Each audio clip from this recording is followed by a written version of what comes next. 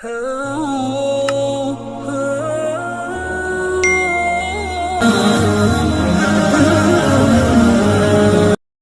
ونصلي على رسوله الكريم اما بعد فاعوذ بالله من الشيطان الرجيم بسم الله الرحمن الرحيم فأكلا منها فبدت لهما سوآتهما وطفقا يخصفان عليهما من ورق الجنة وعصى آدم ربه فغوى ثم اجتباه ربه فتاب عليه وهدى قال اهبطا منها جميعا بعضكم لبعض عدو فإما يأتينكم مني هدى فمن تبع هداي فلا يضل ولا يشقى ومن أعرض عن ذكري فإن له معيشة ضنكا ونحشره يوم القيامة أعمى۔ سورۃ طٰہٰ کا درس چل رہا ہے۔ اسی سورت کی آیت نمبر 121 سے لے کر 124 تک تلاوت کی۔ گزشتہ آیتوں کے اندر گزرا کہ اللہ رب العزت نے فرشتوں سے اور شیطان سے کہا کہ آدم علیہ السلام کو سجدہ کرو، تو فرشتوں نے تو فوراً سجدہ کر دیا، لیکن شیطان مردود نے ٹال مٹول کی اور وہ کہنے لگ گیا کہ میں بڑا ہوں، مجھ سے آگ سے پیدا کیا گیا ہے، اس کو مٹی سے، میری عزت زیادہ ہے، میں اس کو سجدہ نہیں کر سکتا۔ یہ اس وقت سجدہ تعظیمی کہلاتا تھا اور یہ ان کی شریعت میں جائز تھا، جیسا کہ حضرت یعقوب علیہ السلام کو قرآن پاک کے اندر تذکرہ ہے، ان کے بیٹوں نے سجدہ کیا تو اس وقت تو سجدہ تعظیمی جائز تھا، لیکن ہماری شریعت میں سجدہ تعظیمی بھی جائز نہیں ہے، حرام ہے۔ ہماری شریعت میں کسی کو بھی سجدہ کوئی نہیں کر سکتا، اس لیے علماء اکرام نے یہ مسئلہ شرعی لکھا بھی ہے کہ اگر کوئی کسی سے ملنے جاتا ہے تو اس کے سامنے جو جھکتے ہیں تو یہ جھکنا بھی صحیح نہیں ہے، بس سیدھے کھڑے ہو کر ہاتھ ہی ملا لیا کریں، جھکنا بھی شرعی حکم سے مانے ہے۔ تو اس وقت یہ سجدہ تعظیمی کہلاتا تھا، اس وقت جائز تھا تو اس کا حکم تھا، لیکن اب وہ جائز نہیں ہے۔ تو آدم علیہ السلام کے لیے تمام فرشتوں کو اللہ رب العزت نے فرمایا کہ سجدہ کرو، ان تمام نے سجدہ کیا، لیکن شیطان مردود نے سجدہ نہیں کیا۔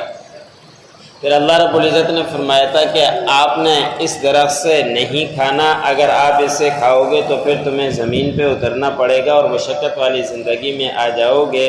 ان سے روک دیا گیا تھا، لیکن حضرت آدم علیہ السلام سے چوک ہو گئی، خطا ہو گئی، تو ان دونوں نے اس میں سے کھا لیا۔ پھر ان دونوں کی شرم گاہیں ظاہر ہو گئی ان دونوں کے اوپر، اور وہ دونوں لگے ڈھانپنے جنت کے درختوں کے پتے سے اپنے جسم کو، اپنی شرم گاہوں کو، کہ کسی طرح یہ چھپ جائیں، ظاہر نہ ہوں۔ اب یہاں ایک سوال پیدا ہوتا ہے کہ آدم علیہ السلام کو روک دیا گیا تھا تو اس کے باوجود بھی آدم علیہ السلام نے اسے درخت سے کیوں کھایا؟ تو مفسرین نے اس کے کچھ جوابات لکھے ہیں کہ شیطان اللہ رب العزت کی قسمیں کھا کر کہہ رہا تھا۔ اور آدم علیہ السلام نے سمجھا کہ کوئی اللہ کی قسم کھائے اور قسم کھانے کے بعد جھوٹ بولے، اسے کبھی نہیں ہو سکتا۔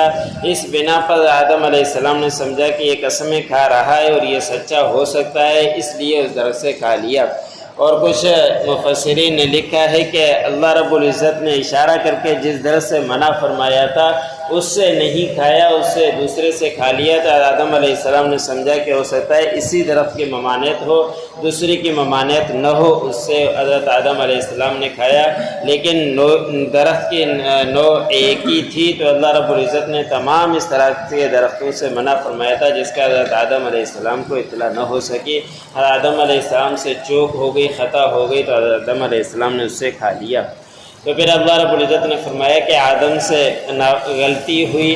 اپنے پروردگار کی اور اس سے چوک ہو گئی۔ پھر آدم علیہ السلام نے کوئی ٹال مٹول نہیں کی کہ اس شیطان سے پوچھو، اس شیطان کی وجہ سے میں نے یہ کیا، یا کچھ اور بہانے نہیں بنائے، فوراً اللہ رب العزت کی طرف رجوع کیا۔ ان دونوں نے کہا قال ربنا ظلمنا انفسنا وان لم تغفر لنا وترحمنا لنكونن من الخاسرین، کہ اللہ ہم سے غلطی ہو گئی، ہم سے چوک ہو گئی، ہم نے اپنی جانوں کے اوپر ظلم کر دیا، بس آپ ہمیں معاف نہیں کریں گے تو اور کون سا دروازہ ہے جس سے ہم معافی مانگیں گے، بس ہمیں معاف فرما۔ تو اللہ رب العزت نے ان کی طرف رجوع کیا، اور جو انہوں نے توبہ کی اللہ رب العزت نے ان کی توبہ کو قبول کیا، اور اللہ رب العزت نے حضرت آدم علیہ السلام کو چن لیا اور ان کی رہنمائی کی۔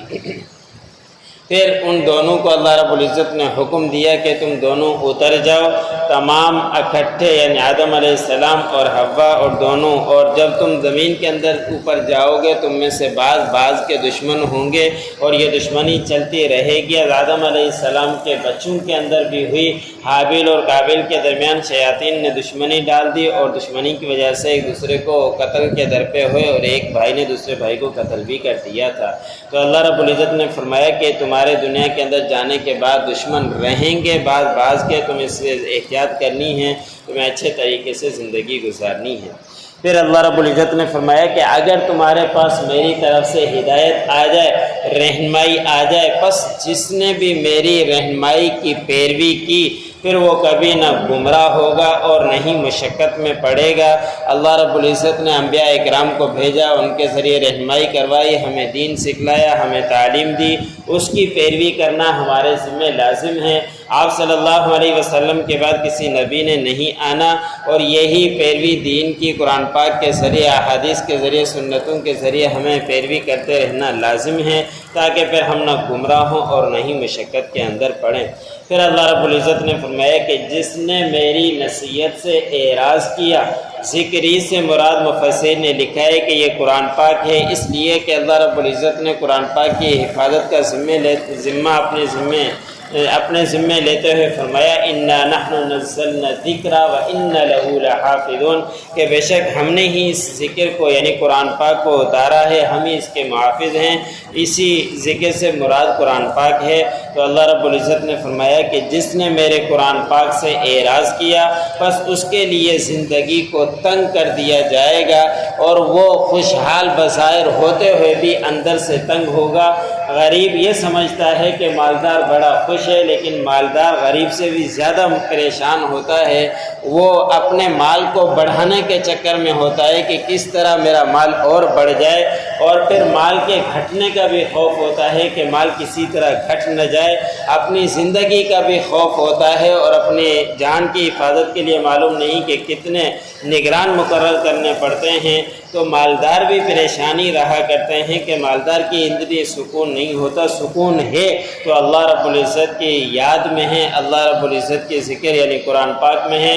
جس نے بھی اس کے اوپر عمل کیا ہے تو وہ بڑے خوشحال زندگی اس نے گزاری۔ حدیث مبارک میں آتا ہے کہ میرے دین کی ابتدا غریبوں میں ہوئی اور میرا دین غریبوں کے اندر ہی رہے گا، اے غریبوں تمہیں میری طرف سے مبارکباد ہو۔ تو جس نے بھی اللہ رب العزت نے فرمایا کہ اس ذکر کو میری قرآن پاک کے اوپر عمل کیا تو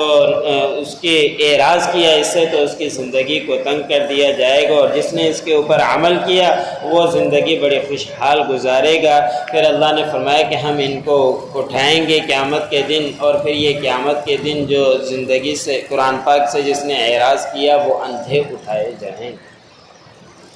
فَأَكَلَا مِنْهَا فَبَدَتْ لَهُمَا، پس ان دونوں نے اس درخت سے کھا لیا، پس ظاہر ہو گئی ان دونوں کی شرمگاہیں۔ وَتَفِقَا يَخْصِفَانِ عَلَيْهِمَا مِنْ وَرَقِ الْجَنَّةِ، وہ دونوں لگے ڈھانپنے اپنے جسم کو جنت کے درختوں کے پتے سے۔ وَعَصَىٰ آدَمُ رَبَّهُ فَغَوَىٰ، اور نافرمانی کی آدم نے اپنے پروردگار کی، پس وہ چوک ہوئی۔ ثم اجتباہ ربہ، پھر ان کو چنا اللہ رب العزت نے۔ فتاب علیہ وہدا، اور اللہ نے ان کے اوپر رجوع کیا اور رہنمائی کی۔ قال اہبطا منہا جمیعا، اللہ رب العزت نے فرمایا کہ تم دونوں اترو جنت سے اکٹھے، بعضکم لبعض عدو، تم میں سے بعض کے دشمن ہوں گے، فَإِمَّا يَأْتِيَنَّكُم مِّنِّي هُدًى، بس اگر آئے تمہاری پاس میری طرف سے رہنمائی ہدایت، فَمَنِ اتَّبَعَ هُدَايَ فَلَا يَضِلُّ وَلَا يَشْقَى، اور جس نے پیروی کی میری ہدایت کی پھر پس وہ نہ گمراہ ہوگا اور نہ ہی مشقت میں پڑے گا، وَمَنْ أَعْرَضَ عَنْ ذِكْرِي، اور جس نے اعراض کیا میری یاد ذکر سے یعنی اس قرآن پاک سے، فَإِنَّ لَهُ مَعِيشَةً ضَنْكًا، پس بے شک اس کے لیے زندگی تنگ کر دی جائے گی، وَنَحْشُرُهُ يَوْمَ الْقِيَامَةِ أَعْمَى، اور وہ اٹھایا جائے گا قیامت کے دن اندھا۔ جو پڑھا سنا